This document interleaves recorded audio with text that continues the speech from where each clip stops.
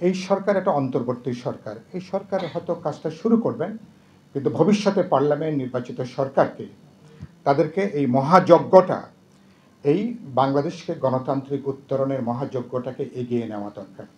এবং সেখানে আরেকবার আমরা একমত হয়েছি। কিছু প্রশ্নে আমাদের দ্বিমত থাকতে পারে, ভিন্নতা থাকতে পারে। দেশের প্রশ্নে, স্বাধীনতা সার্বভৌমত্বের প্রশ্নে, জাতীয় নিরাপত্তার প্রশ্নে, গণতন্ত্র, গণতান্ত্রিক অধিকার এবং একটা গণতান্ত্রিক ধারার দিকে নেবার প্রশ্নে আমরা সবাই এক কাতারে আমরা দাঁড়াবো আমরা। এবং এবারকার অভ্যুত্থানের স্ববিরোধিতা হচ্ছে যে একই সাথে এবারকার অভ্যুত্থান যেটা অসহিষ্ণুতা জন্ম দিয়েছে, এবারকার অভ্যুত্থান একই সাথে একটা উগ্রবাদের যেভাবে জন্ম দিয়েছে, যে উগ্রবাদ নারীদেরকে আবার পেছনে নিয়ে গেছে, নারী অধিকারকে আবার প্রশ্নবিদ্ধ করছে, আবার মানুষের জানমালের নিরাপত্তাকে যারা আবার বিঘ্ন ঘটাচ্ছে, এবং দুর্ভাগ্যজনকভাবে প্রথম দিকে কমাসে সরকারের ছত্রছায়ায় এই মব সন্ত্রাসগুলো সংগঠিত হয়েছে। এবং এটা খুবই দুর্ভাগ্যের ব্যাপার।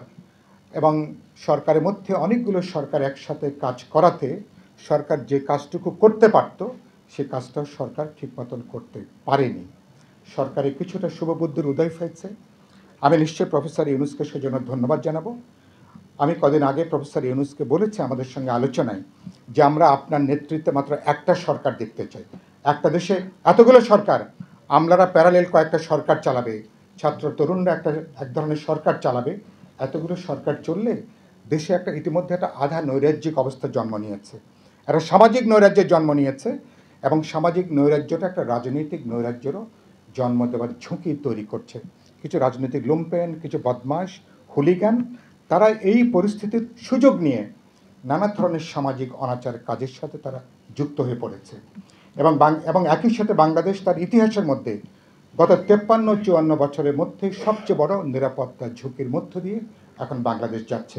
রোহিঙ্গা সংকট, 3 পার্বত্য জেলার যে বহুমাত্রিক সংকট, এবং ভারত কমাস ধরে, ভারত যেহেতু আমাদের অভ্যুত্থানকে মেনে নেয়নি, আমাদের যেটাকে আমি বলি রেজারেকশন, আমাদের এই পুনরুত্থান, এই 17-18 কোটি মানুষের এবার গণজাগরণ, গণ অভ্যুত্থানের মধ্য দিয়ে, এবং ভারত এক ঝুড়িতে সমস্ত ডিম রাখতে যে, আওয়ামী লীগের উপরে বাজি ধরতে যে গত 18 কোটি মানুষ বাংলাদেশের বিরুদ্ধে তার অবস্থান নিয়েছিল, ভারত আওয়ামী লীগের এই পরাজয়কে ভারত নিজের পরাজয় হিসাবে বিবেচনা করেছে।